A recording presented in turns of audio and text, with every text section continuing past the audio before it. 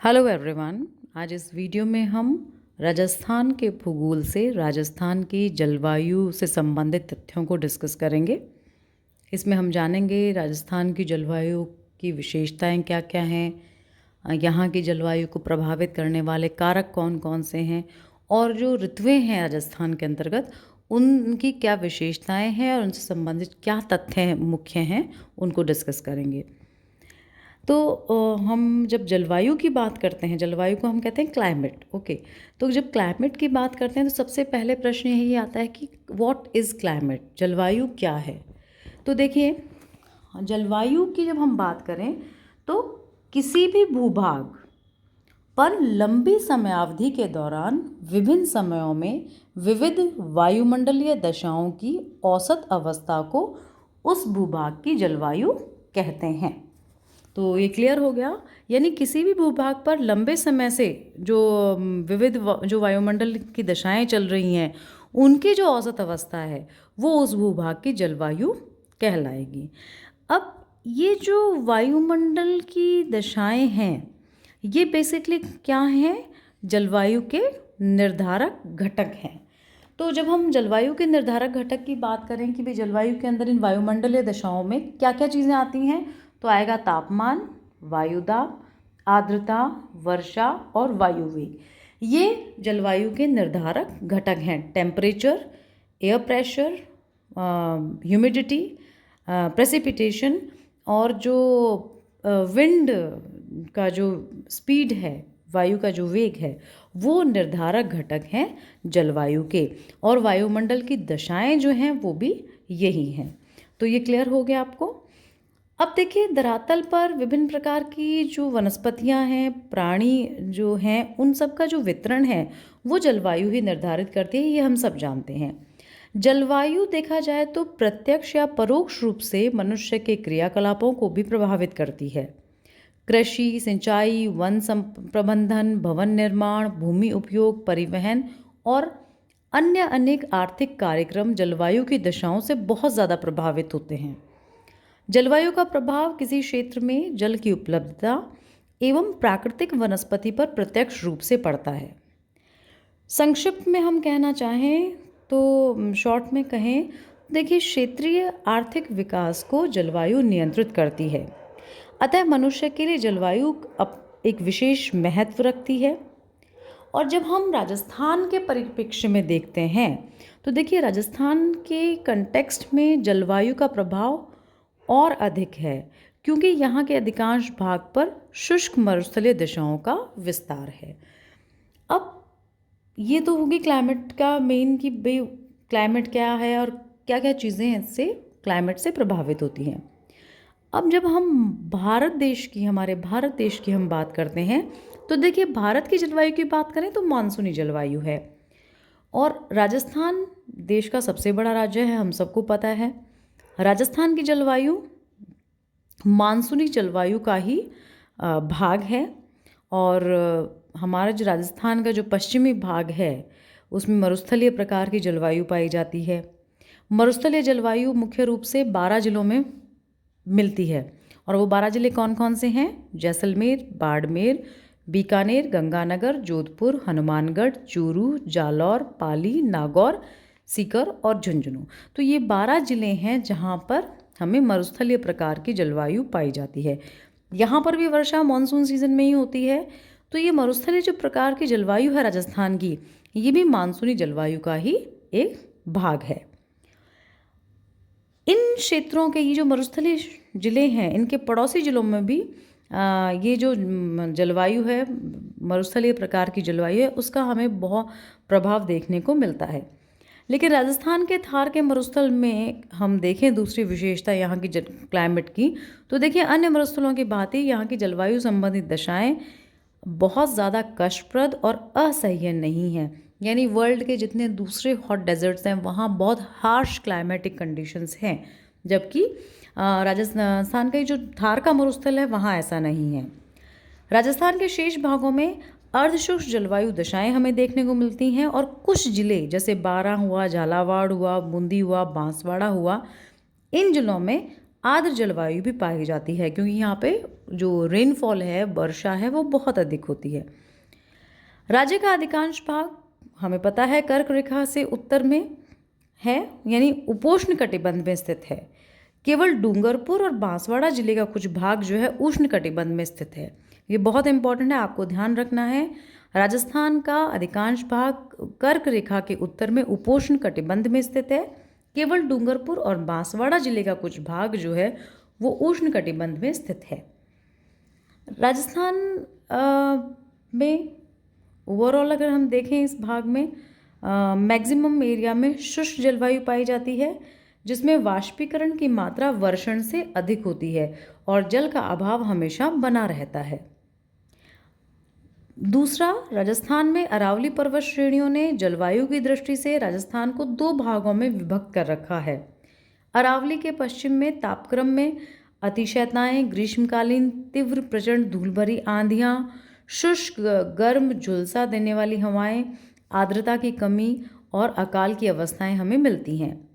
यहाँ वर्षा की मात्रा केवल अत्यंत कम ही नहीं होती बल्कि बड़ी अनियमित भी होती है। मेघ रहित आकाश और कम नमी के कारण सौर विकिरण जो है वो दिन के समय में अधिक मात्रा में जमीन पर पहुंचता है और रात के समय में भौमिक विकिरण भी तेज हो जाता है।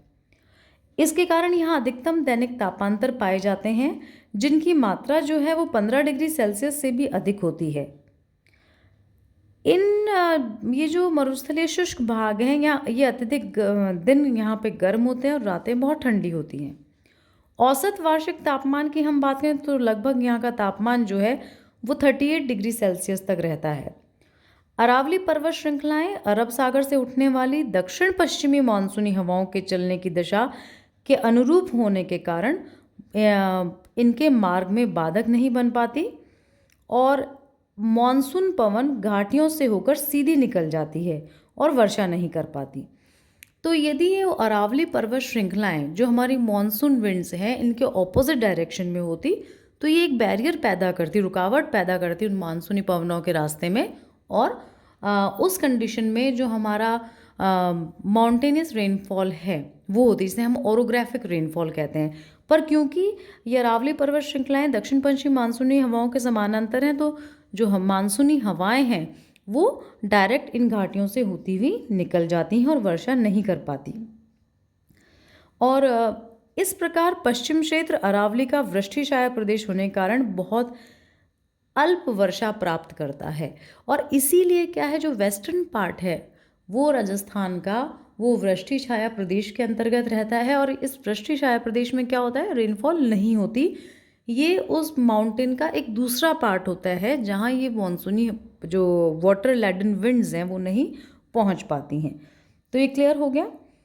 अब दूसरा, हम अगर इसकी बात करें हम यहाँ की क्लाइमेट की, तो देखिए यहाँ निम्न आर्द्रता तथा तीव्र हवाओं से युक्त शुष्क जलवायु विद्यमान रहती है इस क्षेत्र में, पश्चिमी वाले भाग में। अरावली के पूर्वी भाग में तापक्रम में प्रायः एकरूपता, अपेक्षाकृत अधिक आर्द्रता और सामयिक वर्षा देखने को हमें मिलती है। इस प्रकार इस पूर्वी भाग में अर्धशुष्क और उप आर्द्र जलवायु पाई जाती है, यानी सेमी एरिड और सब ह्यूमिड जलवायु यहाँ पाई जाती है। राजस्थान की जलवायु को हम वैसे देखें तो एक कहावत प्रसिद्ध है, सियाड़ो खूट मारवाड़ भलो, उंदाड़ो अजमेर, नागिनो मित को भलो, श्रावण बीकानेर। यानी शीत ऋतु में मारवाड़ अच्छा लगता है जबकि गर्मियों में अजमेर, सावन के मास में जो बीकानेर में मौसम अच्छा रहता है। तो ये एक फेमस कहावत है, मैं दोबारा एक रिपीट करूँगी, सियाड़ो खूट मारवाड़ भलो, ऊंदाड़ो अजमेर, नागिनो मित को भलो, श्रावण बीकानेर। अब हम बात करते हैं राजस्थान की जलवायु की विशेषताओं की। देखिए, राजस्थान की जलवायु की विशेषताओं की हम बात करें तो जब आपसे पूछा जाए कि विशेषताएं क्या क्या हैं, तो राजस्थान की जलवायु में प्रादेशिक विविधता पाई जाती है। सबसे इम्पॉर्टेंट ये चीज़ है। विभिन्न प्राकृतिक कारकों के प्रभाव के कारण यहाँ का अधिकांश भाग शुष्क जलवायु वाला है, और सामान्यतः राज्य की जलवायु को विशेषताओं को हम देखें तो हम कह सकते हैं कि शुष्क और अर्धशुष्क जलवायु की प्रधानता यहाँ रहती है। सामयिक वर्षा की हम बात करें तो देखिए राज्य की लगभग जो समस्त वर्षा है वो गर्मियों में सबसे ज़्यादा होती है, यानी समर्स में समर रेनफॉल ज़्यादा होती है यहाँ पे। 90% से अधिक जो वर्षा है वो ग्रीष्मकाल में हो जाती है, और यानी जून के अंत से जुलाई, अगस्त व मध्य सितंबर तक। ये क्लियर हो गया। दक्षिण पश्चिमी मानसून हवाओं से होती है ये वर्षा। शीतकाल जो दिसंबर और जनवरी का होता है में बहुत कम वर्षा होती है। पश्चिमी राजस्थान में भूमध्य सागर से उत्पन्न पश्चिमी विक्षोभों से ये वर्षा होती है शीतकाल में, जिसे हम मावट कहते हैं, आप सब लोग जानते होंगे। राज्य में वर्षा का वार्षिक जो औसत है वो 58 सेंटीमीटर रहता है। तो पहली विशेषता आप क्लियर हो गई हो वो ये आपको कि राजस्थान में शुष्क और अर्धशुष्क जलवायु की प्रधानता पाई जाती है। 90% रेनफॉल जो है वो समर्स में होता है, जून के अंत से जुलाई, अगस्त व मध्य सितंबर तक, और दक्षिण पश्चिमी मानसूनी हवाओं से होता है। शीतकाल का जो टाइम है दिसंबर जनवरी का, उसमें बहुत कम वर्षा होती है, और उत्तरी पश्चिमी राजस्थान में भूमध्य सागर से उत्पन्न पश्चिमी विक्षोभों से ही वो वर्षा होती है, और जिसे हम लोकल लैंग्वेज में मावट कहते हैं। राज्य की पूरी औसत वार्षिक वर्षा को हम देखें तो 50 सेंटीमीटर के आसपास वो रहती है। एक और जो अगली जो विशेषता है राजस्थान की जलवायु की वर्षा से संबंधित, तो देखिए वर्षा की जो मात्रा है और जो समय है राजस्थान में वो अनिश्चित और अनियमित है, और वर्षा अपर्याप्त भी होती है कहीं कहीं पर, और इसी कारण वर्षा की अपर्याप्तता के कारण ही यहाँ पर अकाल व सूखे का प्रकोप रहता है। दूसरी हम अगली विशेषता को हम डिस्कस करें तो हम कह सकते हैं कि यहाँ जो राजस्थान में वर्षा है उसका असमान वितरण पाया जाता है। दक्षिण पूर्वी भाग में यहाँ अधिक वर्षा होती है, वहीं उत्तर पश्चिम भाग में वर्षा ना के बराबर होती है। राजस्थान में जलवायु के आधार पर शुष्क, उपाद्र, आर्द्र एवं अति आर्द्र जलवायु की दशाएं पाई जाती हैं। फिर अगर हम टेम्परेचर को भी देखें तो तापमान में भी अतिशयताएं पाई जाती हैं यहाँ पर। ग्रीष्म ऋतु का जो औसत तापमान है वो 35 से 40 डिग्री सेल्सियस के आसपास रह लेता है, और जबकि सर्दियों जो शीत ऋतु है, सर्दियों का जो एवरेज टेम्परेचर है वो 12 डिग्री से 17 डिग्री सेल्सियस तक रहता है। क्षेत्रवार तापमान में अधिक अंतर भी हमें देखने को मिलता है। ग्रीष्म ऋतु में दोपहर में तापमान कुछ स्थानों पर कई बार 48 से 50 डिग्री तक पहुंच जाता है, यानी 50 डिग्री तक पहुंच जाता है। स्पेशली जो वेस्टर्न राजस्थान का पार्ट है, पश्चिमी राजस्थान का भाग है, वहाँ पर। और जबकि सर्दियों में रात्रि तापमान हिमांक बिंदु से नीचे चला जाता है। रात्रि में बालू मिट्टी के जल्दी ठंडे हो जाने के कारण तापमान कम हो जाता है और रातें यहाँ पर काफ़ी कूल रहती हैं। आर्द्रता की हम बात करें तो आर्द्रता में भी हमें अंतर देखने को मिलता है। राज्य में हवाओं की दिशा ऋतु अनुसार परिवर्तन होती रहती है। साथ ही राज्य में भिन्न भिन्न धरातलीय उच्चावच भी पाए जाते हैं। इन सभी कारणों से यहाँ अलग अलग ऋतुओं में तथा अलग अलग स्थानों पर वायु की आर्द्रता में काफ़ी अंतर पाया जाता है। पश्चिमी बलूचिस्तान के पठार से आने वाली स्वभाव में शुष्क और गर्म पवनें जो हैं वो भी इस प्रदेश की जलवायु को प्रभावित करती हैं और यहाँ के वातावरण को गर्म कर देती हैं, जिससे यहाँ आर्द्रता प्रतिशत कम हो जाता है और वर्षा की संभावना भी यहाँ पर कम होती है। तो बलूचिस्तान के पठार से जो आने वाली गर्म हवाएं हैं वो भी यहाँ की आर्द्रता को कम कर देती हैं, और इसी कारण जो आर्द्रता का प्रतिशत और वर्षा की जो संभावना है वो भी यहाँ पे कम हो जाती है। एक दूसरी जो अगली जो विशेषता है, दूसरी विशेषता राजस्थान की जलवायु की, वो है खंड वृष्टि। देखिए राज्य में वर्षा की असमानता विभिन्न भौतिक प्रदेशों तक ही सीमित नहीं है, बल्कि गांव-गांव या क्षेत्र विशेष तक भी विद्यमान है। कभी कभी किसी गांव या कस्बे में अत्यधिक वर्षा हो जाती है तो उसके निकटवर्ती गांव या कस्बे सूखे के शिकार हो जाते हैं। वर्षा का यह स्थानीय व छोटे क्षेत्र में असमान वितरण जो है वो खंड वृष्टि कहलाता है। तो राजस्थान की एक विशेषता खंड वृष्टि भी है। तो यानी स्थानीय या छोटे क्षेत्र में वर्षा का जो असमान वितरण है वो किस कैटेगरी के अंदर आएगा? खंड वृष्टि के अंतर्गत आएगा।